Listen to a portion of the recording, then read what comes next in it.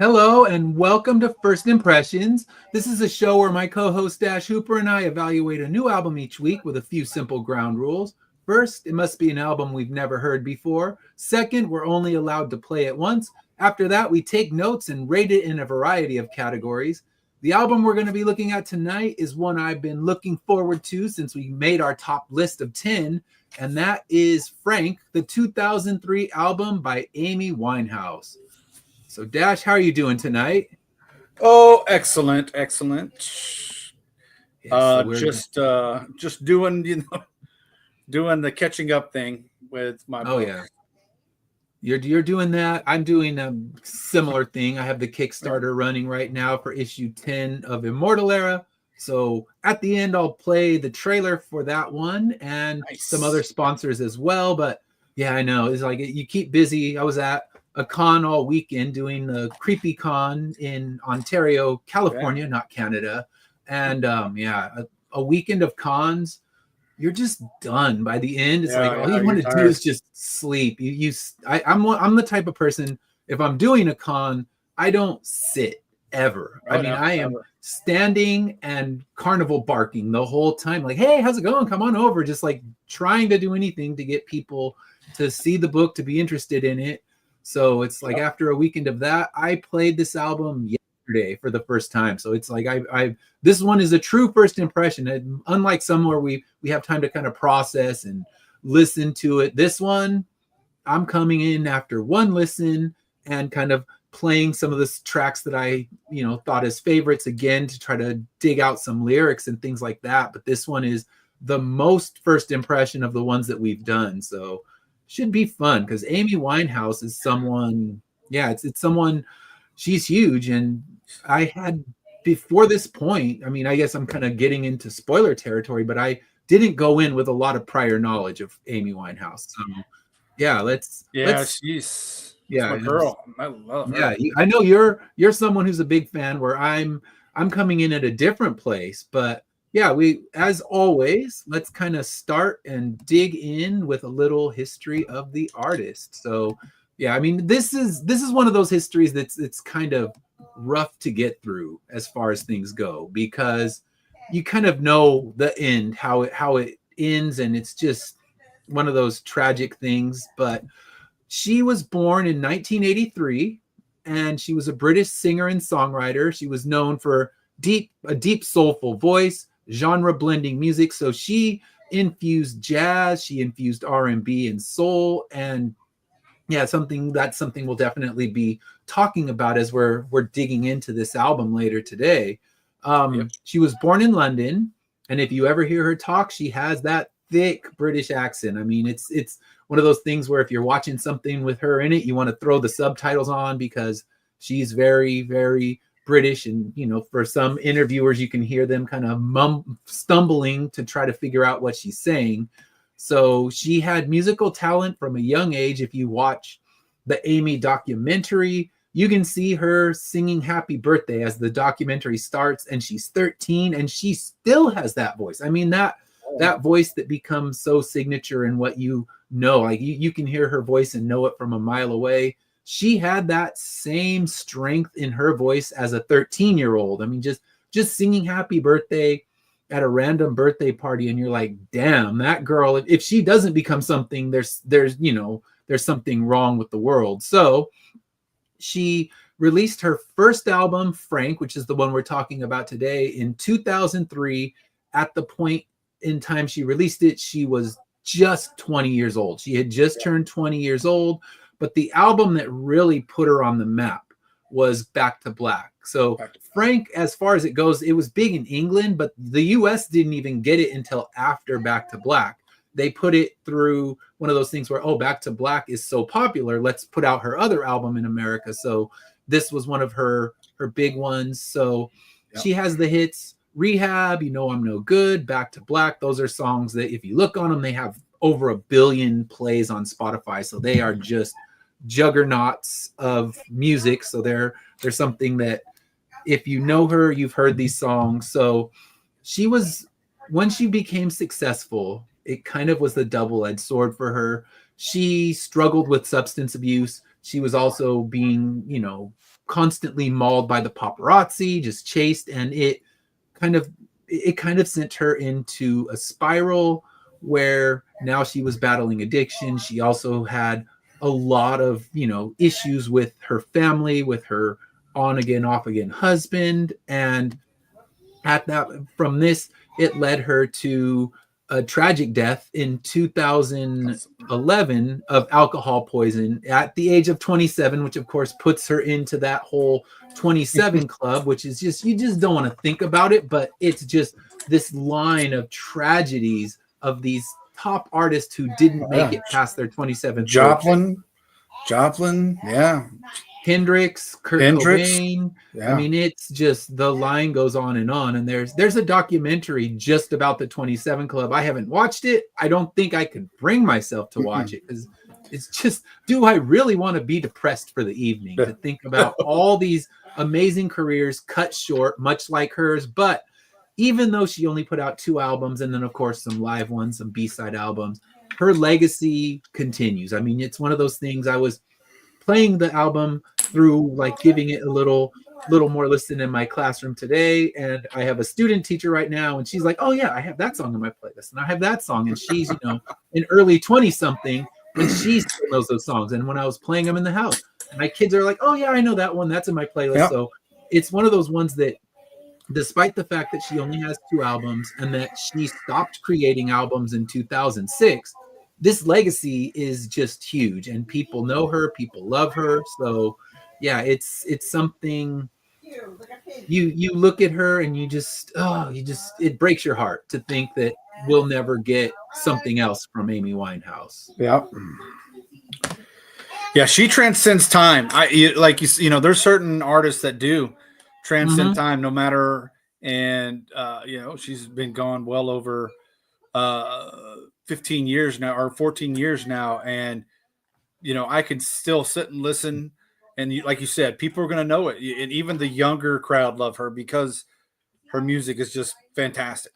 Yeah, I mean, it's one of those things, 10 years from now, 20 years from now, people will still be discovering her for the first time, and it's not going to go away. It's just, it's the tragedy is that we don't get a third album, that we don't get that. I mean, the same is true with all these artists who are in this, the 27 Club, as they call it.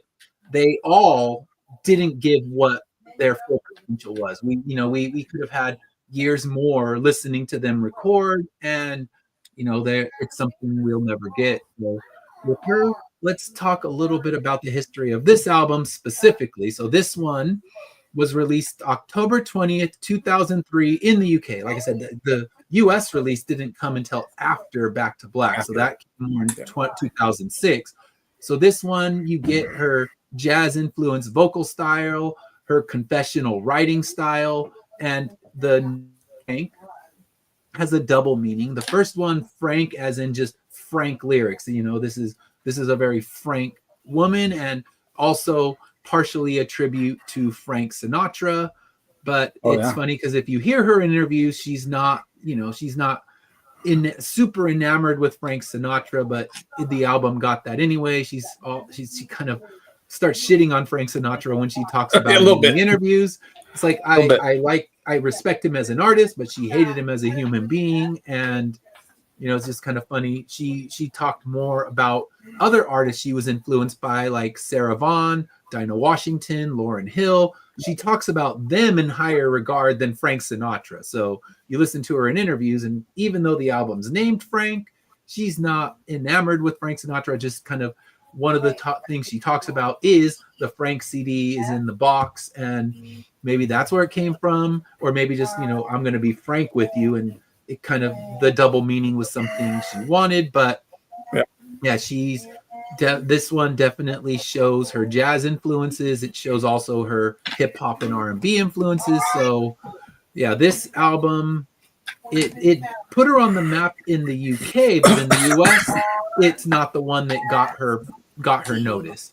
So the reviews of this one, the Metacritic score right now is at 78. So it's strong reviews, not overwhelmingly strong. I would think that Back to Black probably has stronger, although I didn't look it up. This was a more rushed week for me doing my research. Normally I have all the research done by Saturday, but Saturday I was tabling, so it was like, okay, research was this afternoon, so it was a more rushed than my normal. I don't like, but it's, you know, comes with the territory. Good. You want to create a podcast, you want to create a comic book. Some weeks you're going to be really busy. So that was this week. So Frank got, when it was released in England, it got very strong reviews, and they liked its mature songwriting. They loved her voice. I mean, who doesn't? You hear that voice, whether you're a fan of her music or not, because lyrically she could turn people off, because the lyrics can get dark. She's, you know, we talked about Taylor Swift and fuck, and how that didn't, you know, her cussing didn't work so much. But Amy Winehouse, you're not gonna begrudge her that, because that was her from the start. That was her style.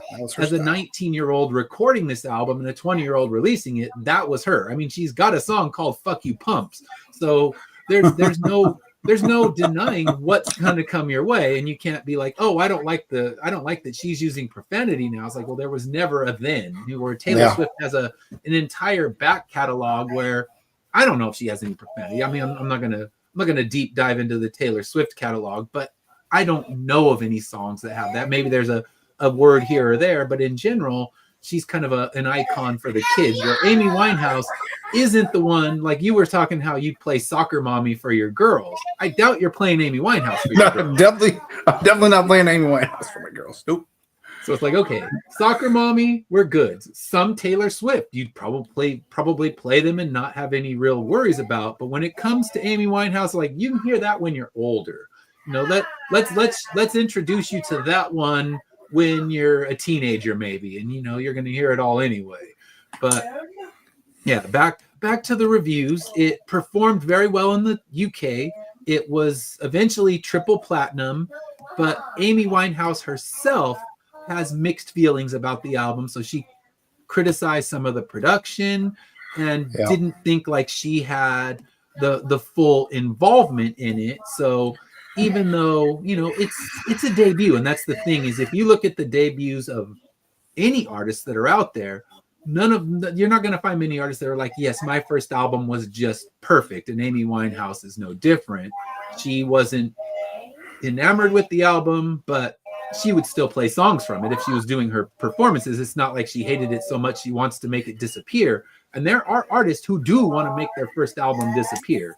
Nickelback is one of them. They have an album that they don't, it's not on streaming, it's not on anything physical, and you know, they don't even want it on YouTube. So there's bands that want to hide their past. And you know, Hoobastank is when I think about, they had a debut album that was almost a ska album, and then they went into the new metal category. New metal. It's like they don't want anyone that ska album of theirs exists. So, you know, some artists are like that. Amy Winehouse didn't have that kind of relationship with it, where it's like, let's strike this from the records and let no one know of its existence. Like, no, it wasn't that bad to her, but she saw that it could have been. That's something we'll definitely talk about a little later, because I have some thoughts on that myself. Yeah. But now let's talk about this. What's your history with Amy Winehouse? Oh, well, like, you know, listen, just like you said, her voice is, you know, one of the first things, and you're right. I listened to Back to Black before I heard Frank, and obviously we played Frank for the first time this weekend. So, but I love Rehab and Valerie Mhm. and songs like that. But there was another album that they did posthumously Mm. of a lot of songs. She covers a lot of songs. Well, there's a couple of covers Okay. on this album. Yeah. But one of the very first songs that I loved by her, she did one of the best renditions of "Will You Still Love Me." Mm. Will You Still Love Me Tomorrow? It's on Lioness, Hidden Treasures. Came out Okay. 2011. Came out in 2011. It was a posthumous album. They found a Mhm. lot of versions of songs that she recorded that she never put on there. But "Will You Still Love Me Tomorrow"? It was one of my favorite songs of all time, anyways. But her rendition, by far, is the best rendition. So that got Okay. me Yeah, going. That got me. I haven't heard any of that, so that's amazing. I think like more to check out, and that's the great thing Yeah, is like you find an artist, kind of like when we talk about certain artists, you're like, now I want to dig into that back catalog and know yeah. more. And I guess her, it's the unreleased songs, the covers. She has some live albums, so yeah, that's something I haven't heard, and I'll definitely go and check it out. But so that was. I mean, I'd heard the radio edits or radio Mm, songs, like I said, Valerie or Rehab. But it wasn't yeah. until then that I pulled up, or that I listened to that song that I went and got Lioness Hidden Treasures, and I got Mhm. Back to Black. And from then on, finding Frank, I had to go to Amazon to get the Frank album, because anywhere you go, you're looking at a 50, 60, Yeah. $70 album. It's It, expensive. I know yeah, it's and still kind of that's in that import price. yeah, yeah, and I'd always put it off. So I'm glad when Mhm. you brought this up that I'd heard some of the radio songs, F Me Yeah. Pumps and things like that, but Yeah. her voice is just beautiful, and Mhm. it's powerful, and you hear, just like we talked about with Robert Smith, Mhm. like that voice doesn't go away. His voice is still Mhm. powerful. Yeah. Her, and she's got that voice where you're just immediately pulled in. It doesn't matter if it's a bluesy song, an R&B song, a Mhm. pop song like Valerie, and songs like that. Her voice is just phenomenal. That's the Yeah. only word I can, and it's just like you said, your student teacher or your kids are like 20, your kids are the teens and you got a 20-year-old student. They love these songs. They love her Yeah. voice because she transcends time. So my history is just Yeah. really listening to that posthumous album, and then going Mhm. back and getting Back to Black Okay. and stuff like that. So yeah, Yeah. God, go and Okay. seriously, Lioness, Hidden Treasures. It's a lot of cover songs, and I think there's a couple original songs on there. Okay. But for the most part, I think it's a lot of covers. But it's just Mhm. gorgeous, Okay. gorgeous Yeah, song. it's something I'll check out. I mean, I'm going to definitely explore her catalog more after this listen. And for me, my history is not as deep as yours at all. It's one of those things where I knew Rehab, I knew a handful of songs, but that's about it. I never actually listened to one of her albums entirety. And now I know I need to go listen to Back to Black. I need to listen to some of her lesser known, you know, posthumous albums, because if this is the debut, I know, I mean, you can hear certain things you can hear already better just from the radio songs, but yeah, Right. when knowing that this is where she started, I want to hear where it goes. But yeah, I didn't have much prior knowledge. I mean, I knew Rehab and Valerie, and that was pretty much it. So Yeah. going into this album was the first time I just, kind of sat down and listened to one of her albums in its entirety. So yeah, it's something I definitely will continue the catalog. Whereas it's something I've started, but I'm not finished. So I guess we can move into this. What are your overall thoughts with the album? I mean, as a debut album, I don't find anything wrong with this per se. Mm-hmm. I can understand where she's coming from, but as a listener, I think this is a really great album. You get Yeah. you get the blues vibes, the jazz vibes, Mm-hmm. they're you're not. It's not something that you're going to jump up to right away, but you're not turned off by him either. So I thought you're welcomed in with the intro, and it goes into a song that was a radio song. Let me think of the name of it again. It goes into "Stronger Than Me," which is one of her biggest hits. And it's not something that it's not like it's jam. You're not jamming out or rocking out to it, but it's a nice, simple song, and it brings you into the album. I thought it was a great starter. I mean, we've heard better starters. Yeah, we've heard better starters. But it's a nice intro song. It brings you into it. You're going to hit with that. And then I just thought it was smooth throughout. You're at no point are you really just up and jamming. I feel like a lot of them were just nice, mellow tones that that you can sit and listen to, and it's relaxing. One thing I thought about this album, and I don't think it was intentional, but there's a lot of foreshadowing of her life. Yeah, a lot of foreshadowing of how the end of her life came. And again, I don't think it was intentional. And we're going to talk about some of the songs here in just a minute. But I felt like it was just speaking to the future Amy Winehouse for some reason. And I don't know if she was just and if you're fans of her, I love her. I wish she was back with us. But I really do. I really felt like it was just a foreshadowing of what was to come for her. So. You get a lot of that in there in these lyrics. I mean, that kind of goes into my overall thoughts, because I was saying it's a solid debut. You got that old school jazz lounge, and even integrating it with hip hop, which kind of, she said one of her favorite artists was Lauryn Hill, and you can hear Lauryn Hill in it, where Lauryn Hill kind of took that old school vibe and merged it with hip hop. And it's strong songwriting. Her lyrics are creating a snapshot of her life. And it's not a great life. So she's grappling with some ghosts. She's grappling with her father. She's grappling with, the things that she's out and doing in the wild. So she's already battling ghosts, and she's 20 years old. So you can feel that in the album. And I feel that where she talked about the production, you can hear that the fact that she, in the second album, brought in the Dap Kings, they took her up to a new level. Because the Dap Kings musically are so spectacularly good that they just transcended her, where it's like, okay, you already have good songwriting. Now let's bring you the best band that's going to do that retro sound that you're looking for. So you bring in the Dap Kings, and you have a well-established band that was, recording with Sharon Jones. People didn't know her well, but one of the members of the Dap Kings was playing acoustic guitar for her when she was performing at South by Southwest.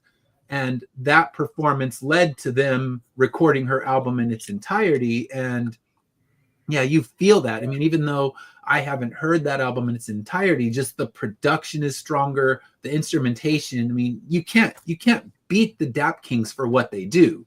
It's like, all right, you want a punk rock album, you're not going to call the Dap Kings, but you want a vintage old soul, sound, they're your band to bring in. So it shows the album shows the potential for greatness, but it's, it still feels a debut. It's not like, I'm not going to say this album has no skips, and we've done albums with no skips, but it's not a perfect album, but it's a perfect beginning.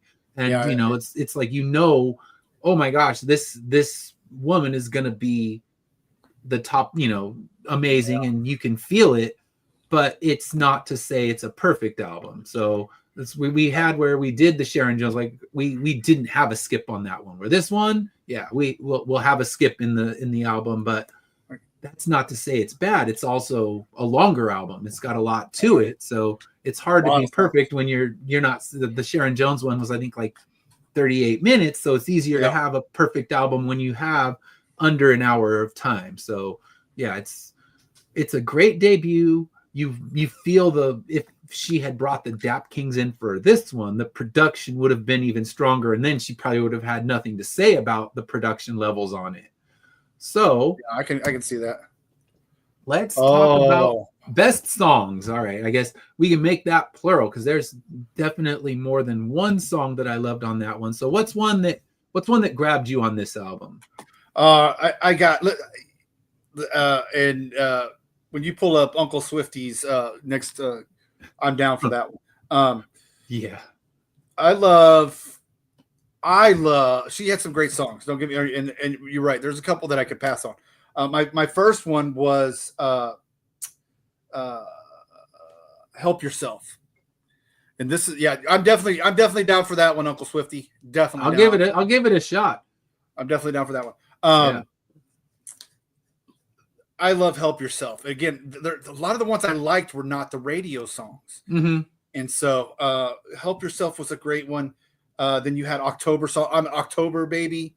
Yeah. October 2nd, October Baby. So October song. This is the one I was talking about that you could feel some foreshadowing.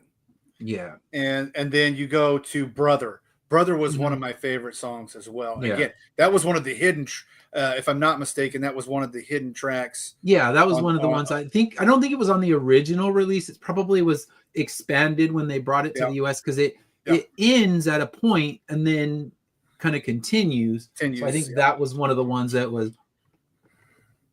a bonus track. So yeah, one of the good bonus tracks. I think those are my three favorites. Those were my three favorites that were not big radios played. Yeah. So that one, October song was one of the ones that I had in there as well. It was catchy, it had that hip hop influence. The lyrics definitely, like you said, foreshadowing to what unfortunately becomes a career and life cut short.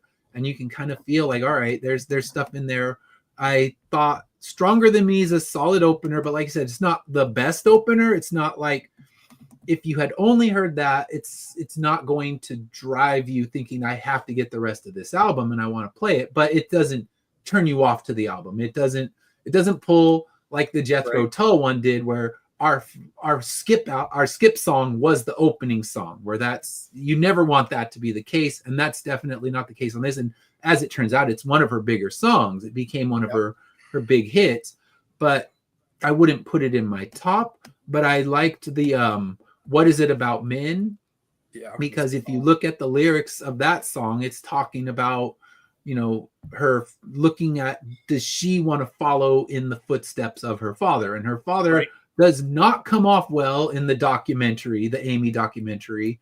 So you think, all right, there's a lot of mess between them in that relationship. So she's looking at it thinking, okay, her father cheated on her mother. And is she going to one day kind of follow in those footsteps? She's going to become a mistress herself. And also for this one, I don't know how much you know Bob Marley's catalog, but he has a song, So Ja Say. And as I'm hearing this song, I kept hearing the Bob Marley, where I'm like searching, did she sample Bob Marley in the song?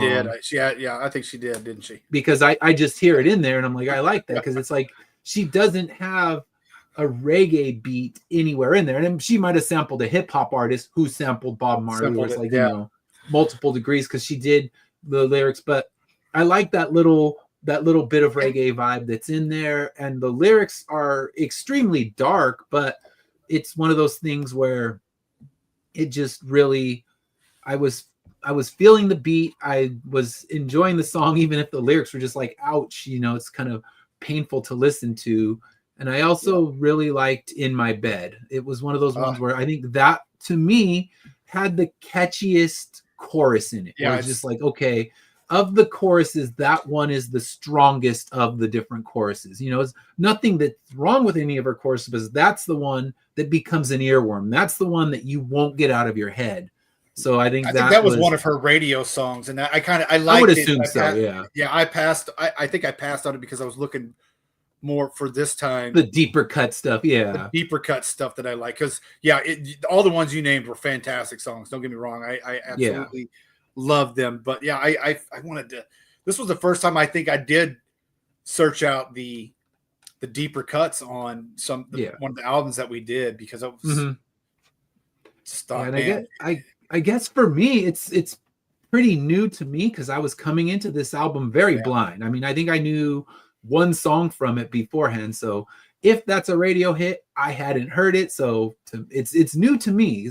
We're kind of flipping ourselves this time, where So normally I'm the one that knows all the stuff, and you're the one that's like, okay, I'm learning this and I'm discovering it. So for me, it's all discovery, and that's what that was what this show about, was like, let's discover new things, because we're both just fiendishly looking for good new music. So absolutely, it's nice to find something that I didn't know, and if you're the expert this time, that's good. It's like, all right, Dash is gonna tell me what's what. So, and then next week, I think you'll be the expert again as well. And then I throw the indie curveball at you, and I'm like, all right, now back in my seat.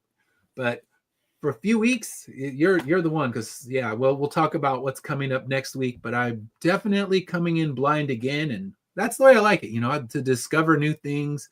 That's the fun of this show. And for you that are listening, if you haven't heard this album, go check it out. I mean, check out any of the albums we've talked about, because there's something good to be found in all of them. We haven't had an album yet where we're just like absolute thumbs down, where it's just unlistenable.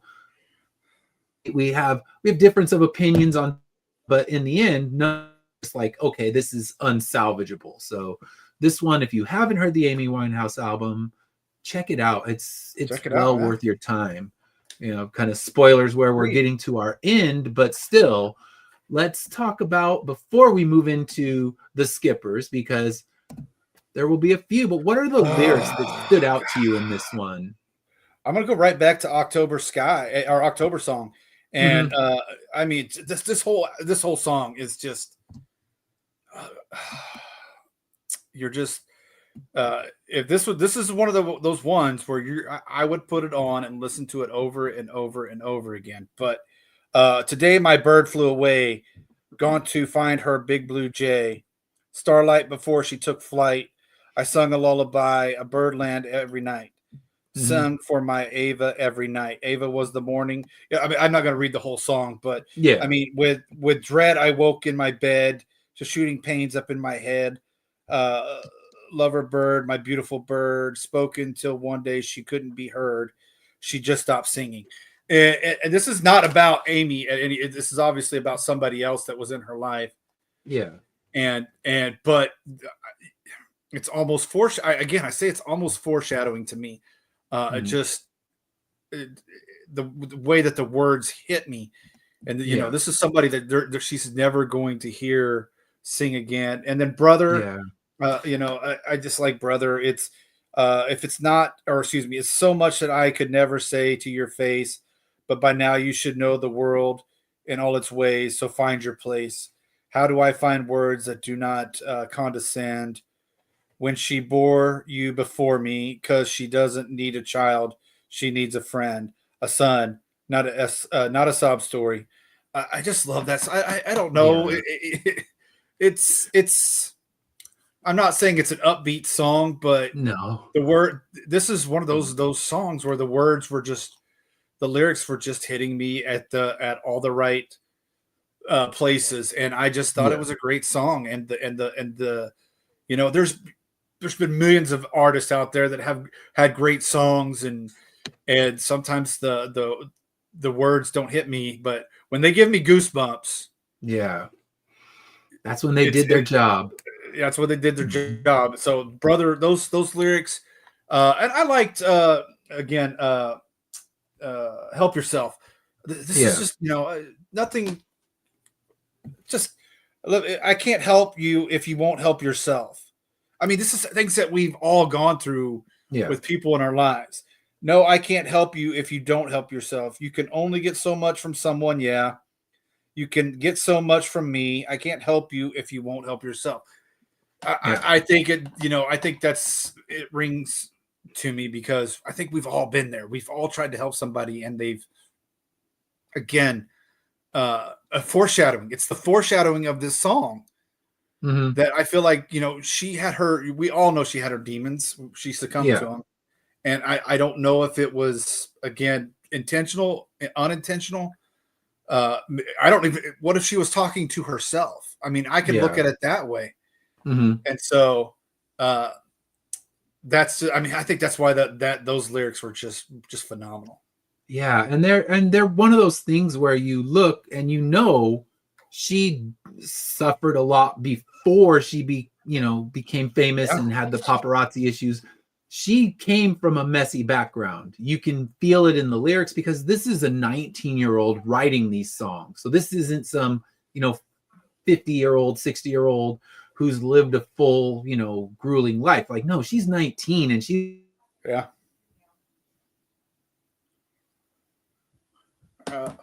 and it's, we're feeling that in her lyrics. So those that I picked were the same. You could just kind of feel the suffering that she's dealing with. And one of those things was with her dad. So the What Is It About Men? I had those lyrics where it's bricked up in my head, it's shoved under my bed, and I question myself again.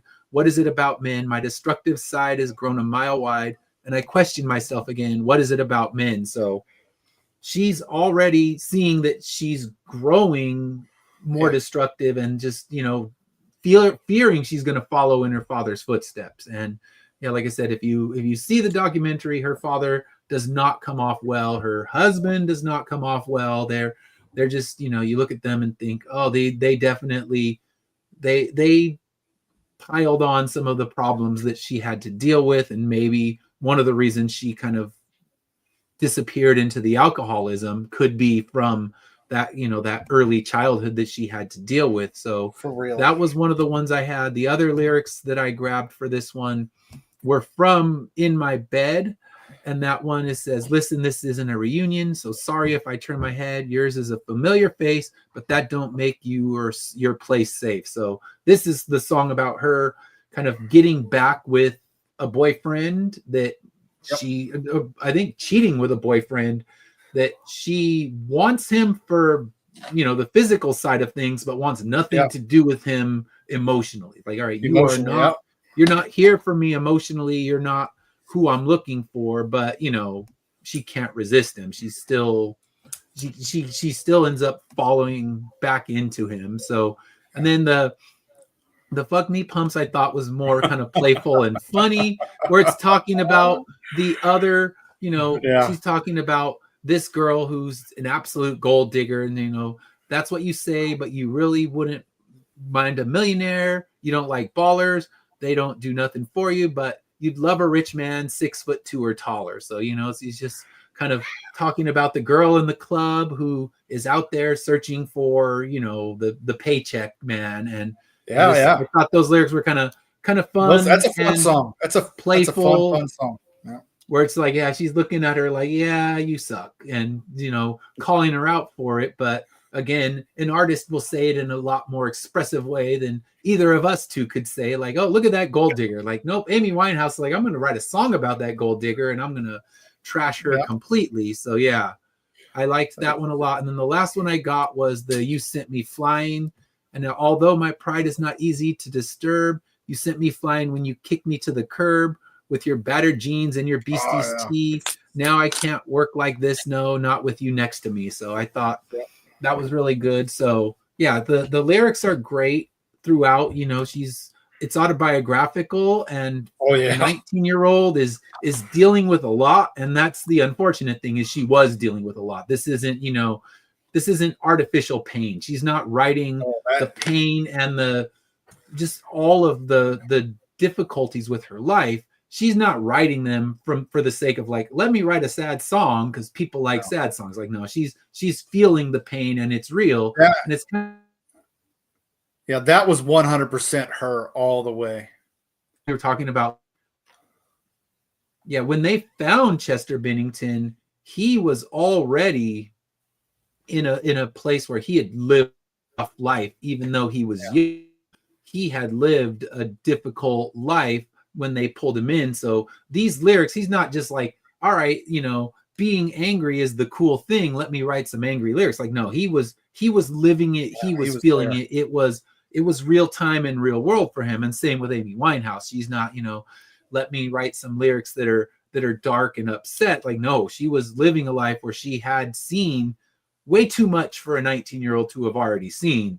And, she's kind of giving us that snapshot of the lyrics. So yeah, it's one of those things. It's powerful because it's real. And if they weren't real, you'll feel it. You'll know if it's cosplay. If she's putting on the fake lyrics, and like so many of the garbage ass grunge bands that came out in the 90s, they were cosplaying. They weren't feeling a thing. They were just, let me wear this suit of disappointment and anger because that's what's cool today. That's what the kids like. So yeah, this isn't her pretending that life is rough. This is her, someone who's lived a life already at 19, and she's had a lot more years than her 19 years. That song was all her. That song was there. Every word meant something. Yeah. And yeah, that it's definitely one of the best songs on the album by far. And again, many people have heard that song. If you followed Amy Winehouse, you probably heard that song a million times. And that's one of the reasons I did pick it. But yeah, that if I was to judge and break it down, that's probably the number one song on the album for me. If I'm really sitting there going breaking down song by song and ranking it. And you're right. I mean, you could. And just listen to that song. If you guys go back and listen to this album, I want you to sit there and really. This is a song that you put on when you're in a dark room and you don't have any other distractions around you, so you can actually. You even in recording it, you hear it. Yeah. There's definitely like this song meant something to her. In a huge way, and this is one of those songs that it's her anthem. We can go back to Rehab, or we can go back to Valerie, or we can go back to all the other songs that she's done. This was her anthem. This was what I think this was what Frank was really. She's being Frank in this song, and to me, this was the song that this album was built around. If you want my honest opinion. Yeah, and like you said, you've heard it a million times, but the funny thing is, I was hearing it for the first time, and just kind of coming in and not knowing it, I can see why it was a mega hit. I can see why it exploded on the radio. So yeah, it's one of those things where going in blind was fun this time, because I just truly I dropped the needle down, like, all right, what's coming my way? What am I going to experience? Because every other album I have some previous relationship with, whether it be the artist or a song or two from the album. Where this one, I was walking in blind, and that was beautiful. Like I said, we've reversed roles for the day, and I like that. And by the way, we were talking about because we did talk for a while there. You Sent Me Flying is the song that we were just talking about. You Sent Me Flying is the song. So that's the one. Yes. So. Just in case I didn't say the name of the song, but yeah, You Sent Me Flying. No, you did. Okay. You did. I just wanted to. But yeah, that's one definitely. If you haven't heard it like me, and you were in a hole somewhere, and somehow you were too indie for your own good, and you're like, no, it's on the radio, I will listen to it. Where you were the tantrumy indie snoot like I was for a bit, and you know what? It's good. Get out of that hole. Listen to this one. It's worth it. You can experience brand new like I just did. So yeah, now. We'll see if you have anything on this one, but are there any songs you would say we should skip on this album? Oh, man. I don't know. Again, sometimes I'm funny when it comes to skips. I wouldn't say there's one I would skip because I love Amy Winehouse, again, and I'm glad that this album is now in my possession and in my collection. I don't know if there's one that I would say I would skip per se. There's ones that I would play, I would have like down lower, and it's not because they're, again, ladies and gentlemen, if you're out there watching, not because they're bad. It's just ones that didn't move with me. I heard Love Is Blind and Moody's Mood for Love. Those are good songs. It's just not ones that I wanted to hear, if that makes sense. I wanted some of those. One of yours, Moody's Mood for Love, that was my skip track, and I'll just say skip it. It's like, all right, you can love Amy Winehouse and still know that she's not infallible. She's capable of making a bad song. Every artist is. There's not an artist out there that has an perfect catalog. And that one to me, it was the lyrics got very mumbly, and I just wasn't feeling it. And I think the thing that's makes her best is when you get that kind of the marriage between the old and the new. And this one just feels very one note lounge, and the lyrics were kind of mumbly. So this one, it lost me. And if it's your favorite song, that's cool. Sorry. I mean, that I'm happy for you. But this one would be one I would definitely skip. I mean, granted, if I'm playing the vinyl, I'm skipping nothing because none of the songs are bad enough to make me get up and move the needle. But if I'm putting a Spotify playlist together, let's say, and it's best Amy Winehouse songs, this one's not going to. No, it's not going on there. I'm not throwing it in there. I will agree with you on that. I definitely will not put it on a playlist. And my other, the other one that I had is it's just There's No Greater Love. It's not it's not one I would skip, but it's definitely not one that I was like, all right, I'm ready to hear this one. But yeah, I will go back and I will agree with you on Moody's Mood for Love. It's definitely not going on any playlist. Yeah, and I guess that's what it comes down to. We don't want to be outright saying skip, kind of like with Stevie Wonder. We're moving it to the 7-inch. We're not saying to get rid of it, but if you're creating a playlist, are you going to play that song again? And for me, Moody's Mood for Love is an absolute one that's not going in my playlist. And I will probably have an Amy Winehouse playlist because now I have multiple albums to discover and play for the first time. And I think based on this one, I'm just going to go buy Back to Black and just say, all right, I'm going to own it because I can trust that it's going to be worth my time. So I will tell you it's worth your time. And I will take your word for it because, like I said, that one, I'm not going to have to wait. And it's a lot easier to get than Frank. Frank is a hard album to get. I mean, even on Amazon, you don't get it fast. You have to get it imported and you got to wait. You get it cheaper because, like you said, you go to the record store, that thing's going to cost you $50. Yeah. And if it sucked, I would have been pretty upset to be down $50 because, the last few albums we've done, I was able to go grab up at Target and, they were relatively inexpensive. So when you pay higher end, you're hoping for the best. And this one, it's not disappointing me. So I asked Lorena to go check we have a really great old record store, Pre-Dachshunds, and I said, hey, so she was over there dropping our girls off at her sister's house, and I was like, hey, swing by there, see if they got this. And she got over there and she had to put me on mute when I saw the price. She had to mute my voice. Wow. Yeah, it's not an easy one to find. I mean, we've run into a few more difficult albums to find, and this one was definitely on that list. So yeah, luckily Amazon, if you have time, you'll get it. You just got to be patient. You're not getting it fast, but you will get it. It took, I think, like 2.5 weeks to come, but I ordered it well in advance because we know we have our next 2 months fully planned out. So once we've made our picks, I start ordering them up all the way. So that way I don't run into a pinch. The Cure, I guess The Cure was really hard to get, but that was because we covered it right when it came out. And I don't think they anticipated just how popular it was going to be because you got a band putting out a late career album. You wouldn't think it's going to be that hard, where with this one, it didn't get huge release in the US on vinyl. I mean, it got its CD release, but now on vinyl, you're still kind of having to grab it from somewhere else.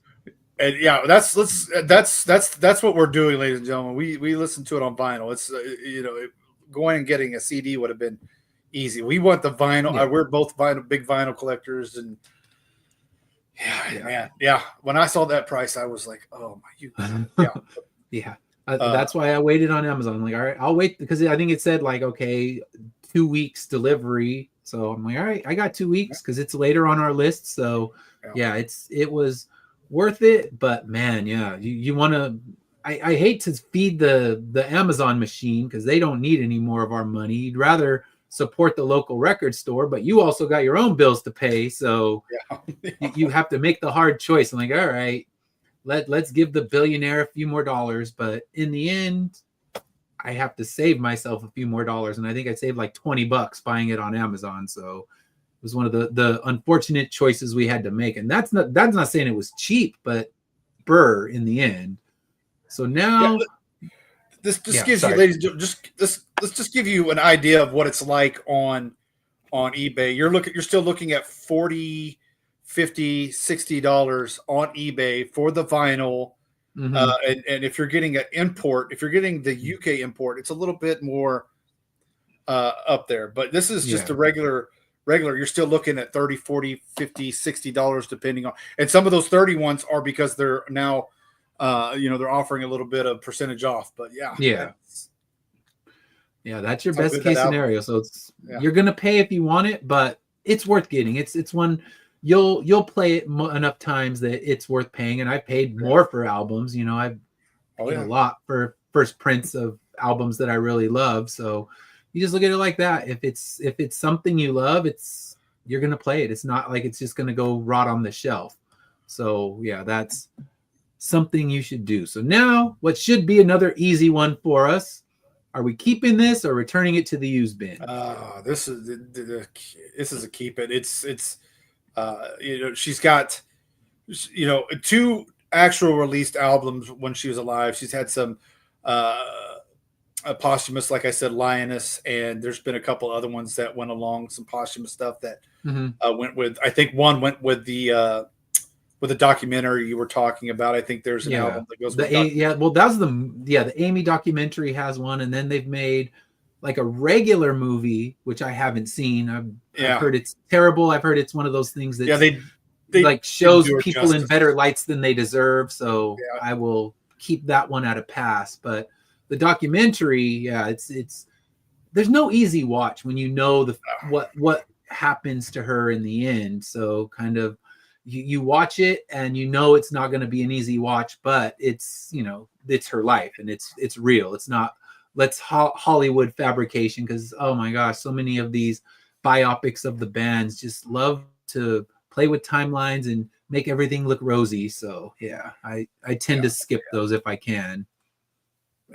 But this is a key, and just in case, I have a couple of Funkos of her that are well, they're sealed and perfect. Those ones I'll never let anything happen to, because I didn't even know they had a Funko. I got to grab one of those as well. They got. I guess everything has a Funko. You want a Funko Pop? If it exists, it's made into a Funko Pop. Yeah, that's true. All right. So an easy one for me. I'm keeping it. I'm gonna go out. I'm gonna get Frank, because I think I can get that one at Target. Like thinking about Target, and they're kind of inexpensive and kind of cool, different colored vinyl. So I will be grabbing this one up at Target grabbing Back to Black at Target next time I'm there, and definitely giving the rest of her catalog a spin. Much like when we talked about so many of these artists, it's like, all right, it makes me want to delve further into their catalog. So she's one I'll be exploring more. So Uncle Swifty, you can't have this one either. It's mine. Yeah. When I see you next, you can have the Taylor Swift album. It's all yours. And we'll definitely. This show has gotten expensive for me. Oh my gosh. Yeah. I'm in the same boat, because I insist on having it on vinyl, and I wouldn't miss it. I wouldn't miss them for the world either.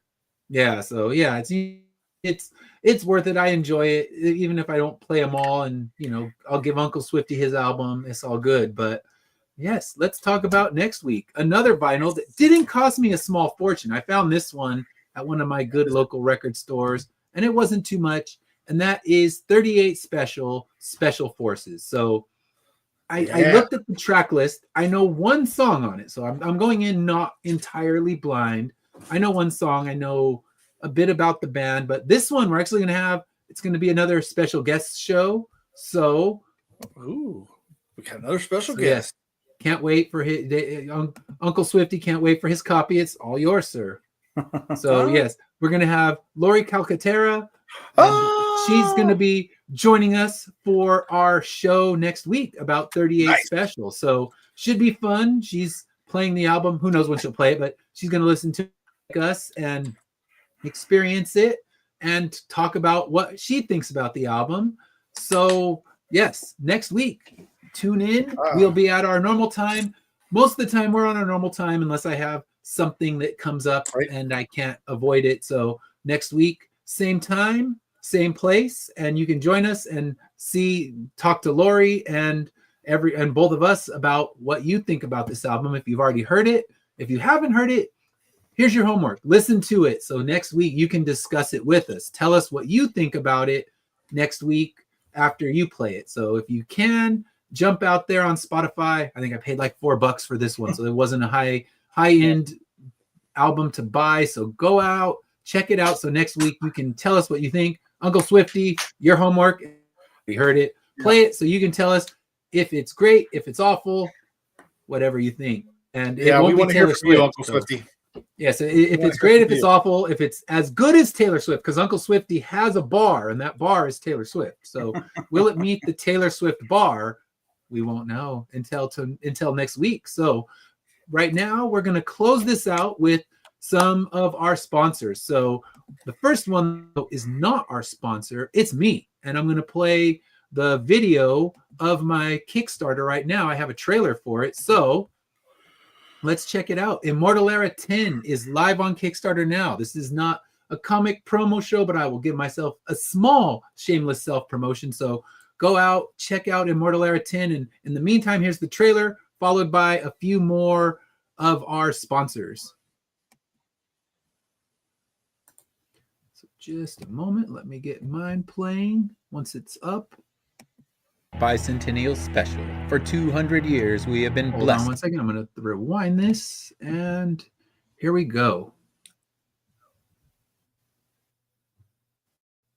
Welcome to our bicentennial special. For 200 years, we have been blessed with the greatest gift ever bestowed upon humanity, immortality.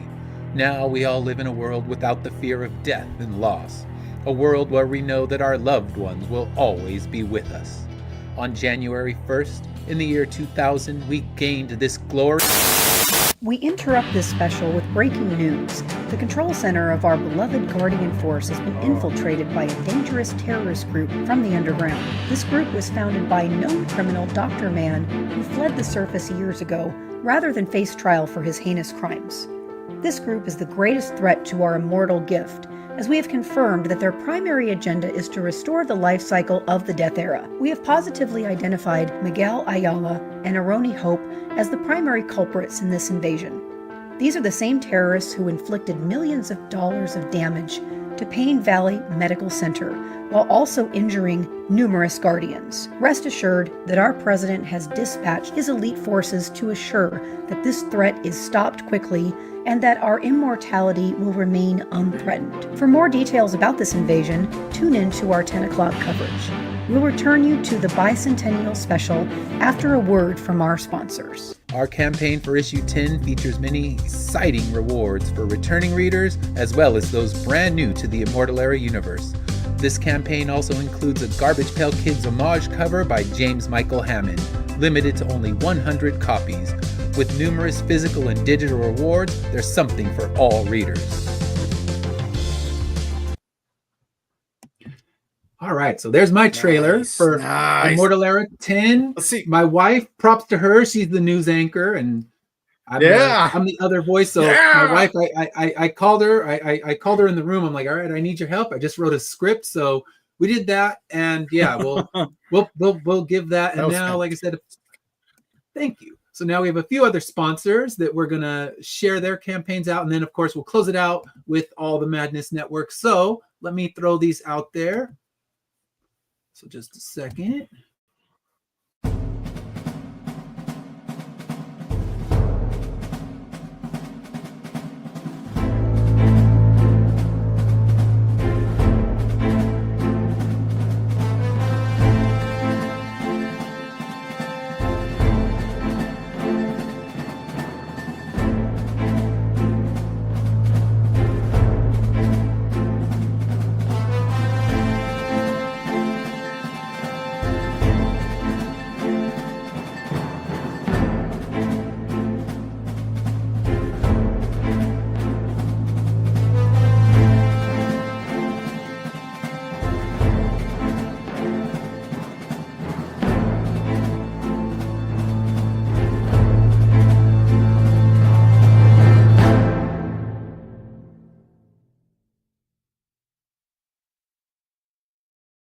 Our next sponsor here.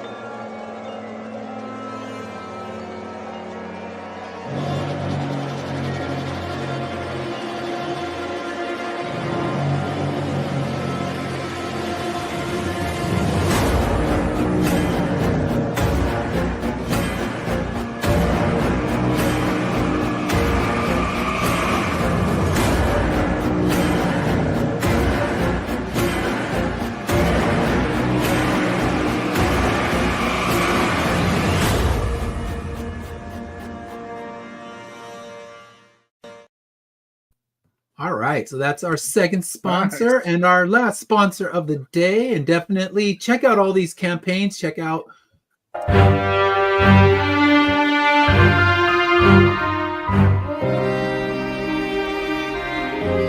Welcome to Based on a True Story, Volume 6, Tales of the Underworld, where true crime collides with the furry, funny, and fierce world of the Dust Bunny Mafia. This brand new 32-page comic reimagines real mafia legends, Mad Dog Cole, John Gotti, and more, through the eyes of our animal mobsters. Think The Godfather meets Looney Tunes, packed with action, humor, and full-color storytelling.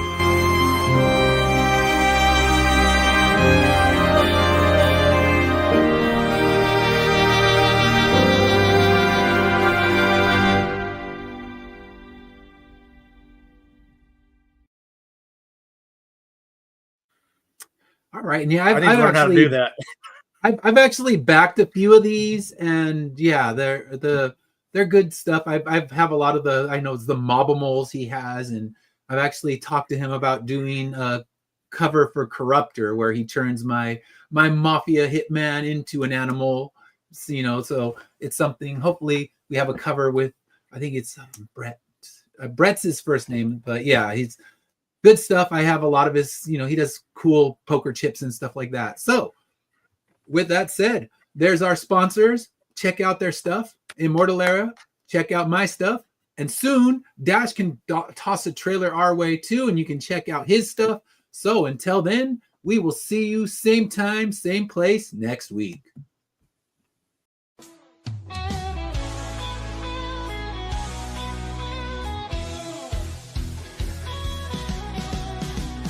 On the tube and feel the vibe.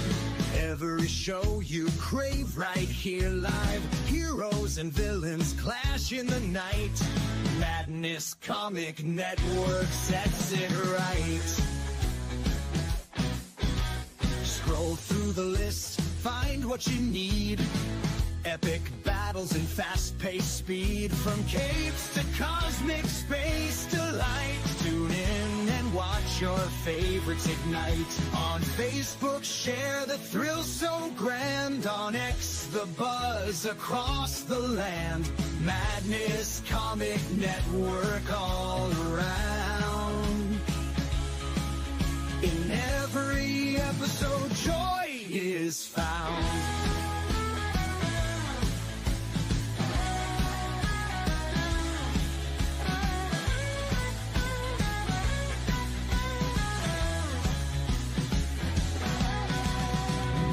Uploads, they never end. Superheroes and their friends. Catch every twist and every turn. Madness Comic, you will yearn. Stay up to date with every twist.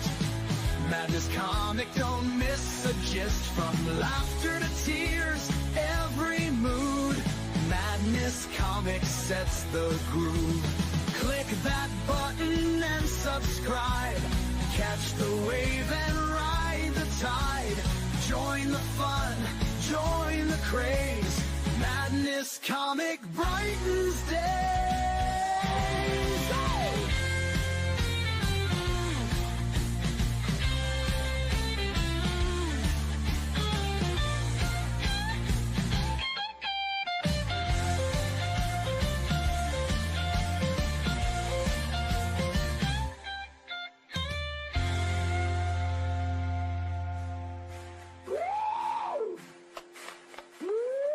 New uploads, they never end.